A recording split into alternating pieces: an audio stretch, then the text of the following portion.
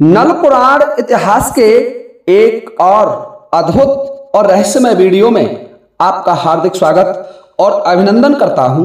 देखिए श्रोताओं, मैं आपकी सेवा में नल पुराण इतिहास के 171 एपिसोड भेज चुका हूं और 172वां एपिसोड आपकी सेवा में लेकर के उपस्थित हूं। मेरे पास मेरे बहुत से सब्सक्राइबर बंधुओं के कमेंट आ रहे थे कि गुरुजी पहले नल पुराण को पूरा करें। उसके कुछ एपिसोड, एक दो एपिसोड बाकी रह रहे थे, तो उनको मैं आपकी सेवा में आज लेकर के उपस्थित हूं। विशेषकर हमारे एक महान सब्सक्राइबर साहिल खान जी की बहुत ज्यादा शिकायत थी कि गुरुजी आप सबसे पहले नल पुराण इतिहास को पूरा करें, वो हमें बहुत अच्छा लगा। और देखिए श्रोताओं, ये नल पुराण इतिहास का 172वां एपिसोड का वीडियो है, परंतु आपसे मैं एक शिकायत करूंगा कि आप वीडियो को लाइक नहीं करते।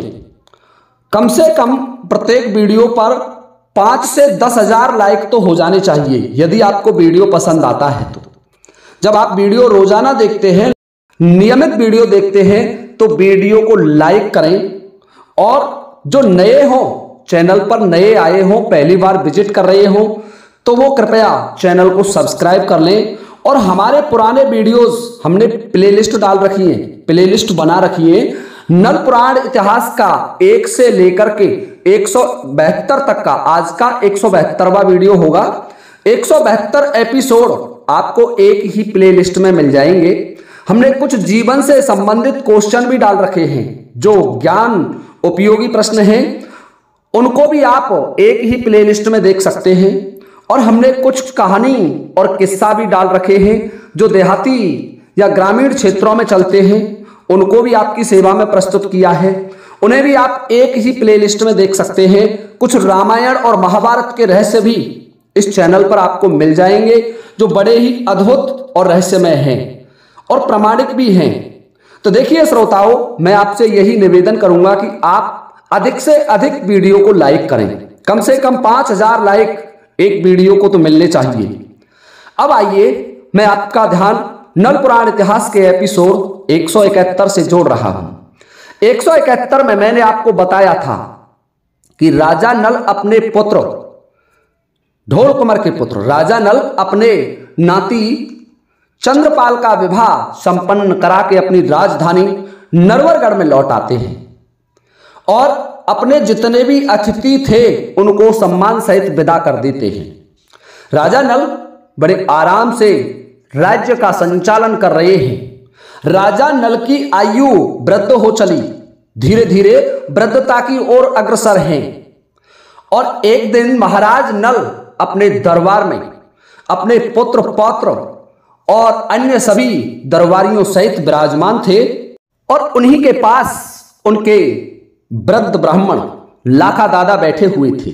लाखा दादा ब्राह्मणत्व में ही नहीं, वेद शास्त्र पुराण और ज्योतिष में ही नहीं, युद्ध विद्या में भी बड़े निपुण थे। राजा नल के जितने भी राज परिवार के सदस्य होते थे, उनको लाखा दादा शस्त्र विद्या भी सिखाते थे। जैसे महाभारत काल में द्रोणाचार्य राजकुमारों को अस्त्र विद्या सिखाते थे, ठीक उसी प्रकार से लाखा दादा भी राजा नल के परिवार के सदस्यों को अस्त्र विद्या सिखाते थे। तो बड़े ही निपुण, योग्य और बलवान थे। दरबार लगा हुआ था। उस दरबार में राजा नल के जितने भी सभासद, मंत्री और बड़े बड़े सामंत बैठे हुए थे। तो लाखा दादा के मन में विचार आया कि महाराज, आपकी आयु धीरे धीरे ढल रही है, आप वृद्धता की ओर अग्रसर हैं। हे राजन, इस दुनिया में अमरत्व तो किसी को प्रदान नहीं है। कोई भी इस दुनिया में अमर नहीं है। यदि हम 7 चिरंजीवियों को छोड़ दें तो कोई भी इस दुनिया में अमर नहीं है। इस सृष्टि का विधान है कि जिसने जन्म लिया है उसे एक ना एक दिन अवश्य ही इस मृत्यु लोक को छोड़ करके जाना पड़ता है।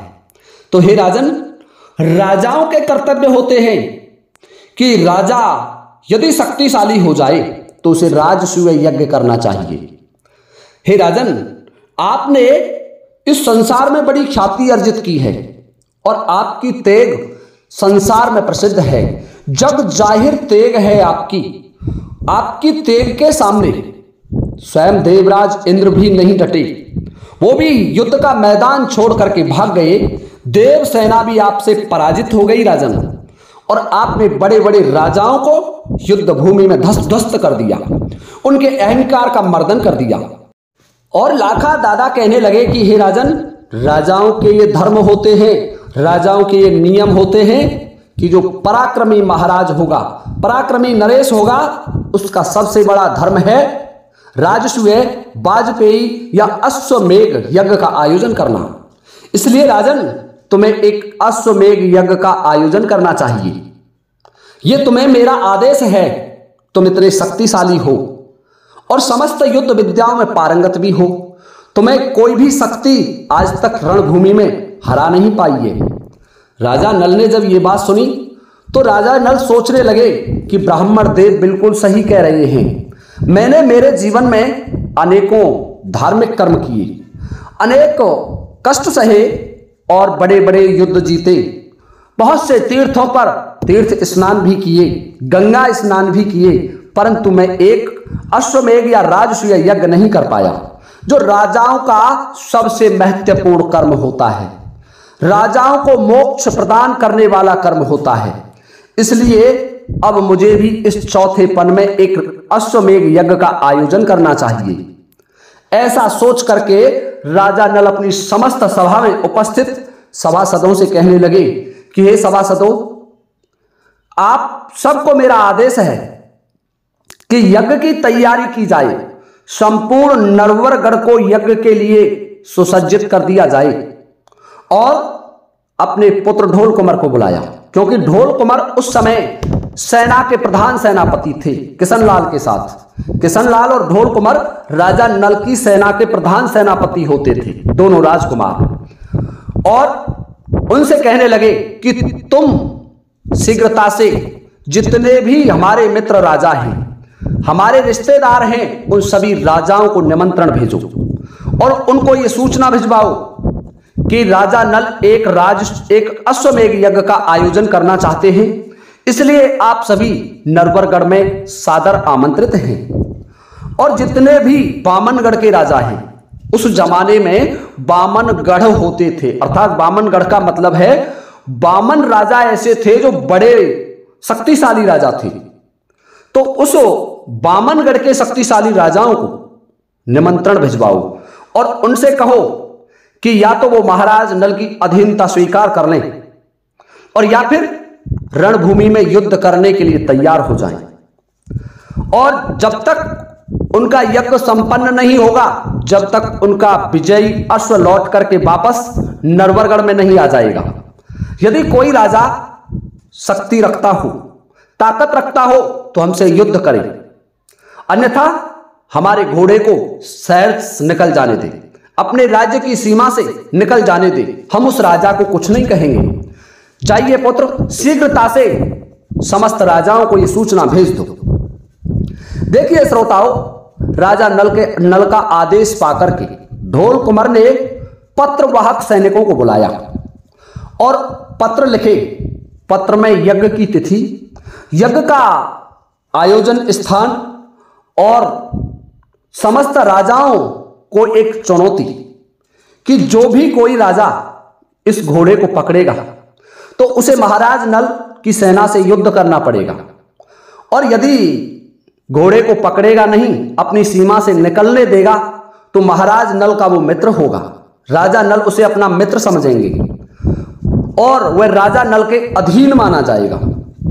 देखिए श्रोताओं, ऐसी चिट्ठियां लिखकर के राजा नल ने समस्त देश विदेशों के लिए भिजवा दी। पत्रवाहक सैनिकों को भेज दिया कि जाइए शीघ्रता से सभी राजाओं को यह सूचना दो। और इधर लाखा दादा से कहा कि दादा, इन सेनापतियों को सूचना दे दो कि नरवरगढ़ की सेना को युद्ध के लिए तैयार रहना चाहिए, न जाने कैसी परिस्थिति हो सकती है। और अपने परम मित्र राजा मनसुख, जो कि स्याहानुमाने के राजा थे, उनको निमंत्रण देने के लिए स्वयं महाराज नल चले जाते हैं। लाखा दादा से कहने लगे कि दादा, महाराज मनसुख तो मेरे परम मित्र हैं, शरीर दो हैं लेकिन एक ही प्राण निवास करता है, इसलिए मेरे मित्र के पास तो मैं जाऊंगा। देखिए श्रोताओं, मित्रता हो तो मनसुख की सी। जहां भी मित्रों का नाम लिया जाएगा वहां मनसुख का नाम सर्वश्रेष्ठ सबसे पहले लिया जाएगा। महाराज नल अपने वीर वरण घोड़े पर सवार हो गए और अपनी 7 धार की तेग, जो कि घुमासुर दाने द्वारा प्रदत्त थी, रानी गजमोतनी का पिता था घुमासुर दाना, उसको महाराज नल ने मारा था और तब वहां से 7 धार की तेग मिली थी, 7 मणियों की माला मिली थी। उसी तेग को लेकर के और उसी के वीर वरण घोड़े पर सवार होकर के चल देते हैं स्याह नुमाने के लिए। महाराज मनसुख का दरबार लगा हुआ है।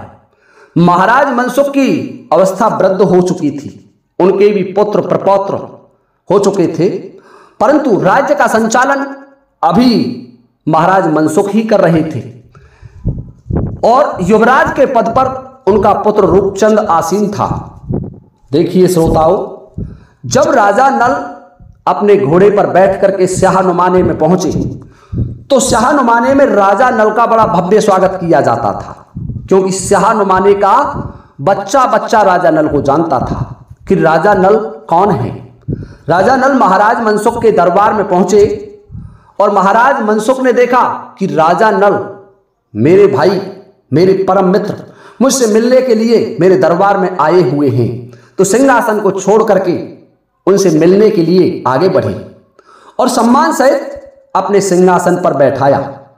देखिए श्रोताओं, अन्य अतिथियों के लिए तो अन्य आसन दिया जाता था, जबकि राजा नल मनसुख के दरबार में जाते थे तो राज सिंहासन पर बैठते थे और मनसुख भी राजा नल के साथ आधे सिंहासन पर राज दरबार में बैठते थे।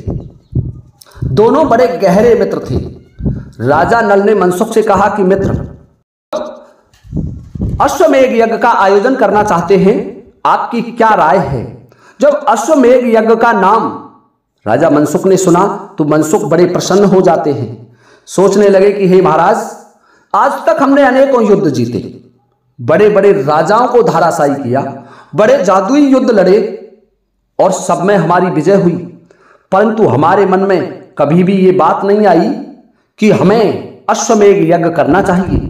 हे राजन, तुमने वास्तव में बहुत अच्छा, अति उत्तम और पावन मोक्ष प्रदायक विचार तुम्हारे मन में आया है और मैं जितनी सहायता होगी आज से ही तुम्हारे साथ चल करके करूंगा। मेरी संपूर्ण शक्ति, सैनिक शक्ति आपके साथ में आपका साथ देगी। आपके यज्ञ को सफल बनाने में कोई भी कमी नहीं छोड़ी जाएगी महाराज।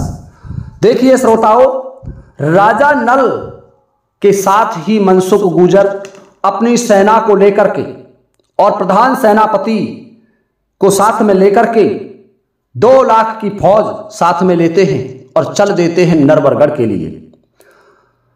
राजा नल और मनसुख 2 लाख की फौज के साथ नरवरगढ़ में आ जाते हैं और राजा मनसुख ने अपनी फौज का पड़ाव नरवरगढ़ में डलवा दिया।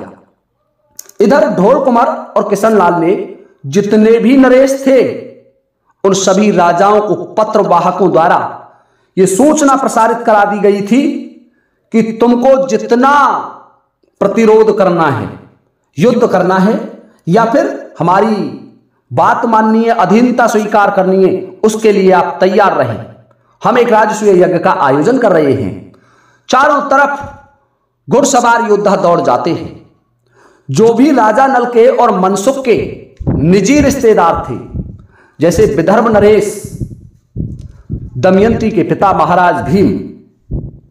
देखिए, मैं विदर्भ की बात करूं तो विदर्भ तो महाभारत काल में भी थे, क्योंकि यह एक प्रसिद्ध नगर है और यह बहुत प्राचीन समय से चला आ रहा है। महाराज विदर्भ नरेश भीम, जो कि दमयंती के पिता थे, पिंगुलगढ़ नरेश महाराज बुधभाटी और बड़े बड़े राजा जो राजा नल के रिश्ते में थे, सभी राजा नल के पास, जो कि राजा नल के मित्र थे या रिश्तेदार थे, अपनी अपनी सेनाओं को लेकर के नरवरगढ़ में आ जाते हैं। नरवरगढ़ सैनिक छावनी बन गया कम से कम 20 लाख की फौज नरवरगढ़ में पड़ी हुई है। चारों ओर नरवरगढ़ के सैनिक ही सैनिक दिखाई दे रहे हैं। अब राजा नल ने अपने सभी मित्र राजाओं को आमंत्रित करके एक सभा बुलाई और सभा में प्रस्ताव रखा कि सभी राजा बंधु मुझे इस स्थान के बारे में बताएं कि किस स्थान पर मैं यज्ञ का आयोजन करूं। तो लाखा दादा कहने लगे कि हे महाराज नल, तुम्हारे जितने भी यज्ञ हुए हैं, जो तुमसे पहले पूर्वजों ने किए हैं, वो सभी यज्ञ मगधी ताल में संपन्न कराए गए हैं। नरवरगढ़ के बाहर एक मगधी ताल था जिसका वर्णन मैं आपको पहले भी सुना चुका हूं, और उसी मगधी ताल की सलाह देते हैं लाखा दादा कि मगधी ताल में भगवान शिव का एक मंदिर है और उस मंदिर पर हम यज्ञ का आयोजन करेंगे। बड़ा ही मनोहर, रमणीक और बड़ा सुंदर स्थान है, धार्मिक स्थल है, और उसी स्थान पर हमें यज्ञ करना चाहिए।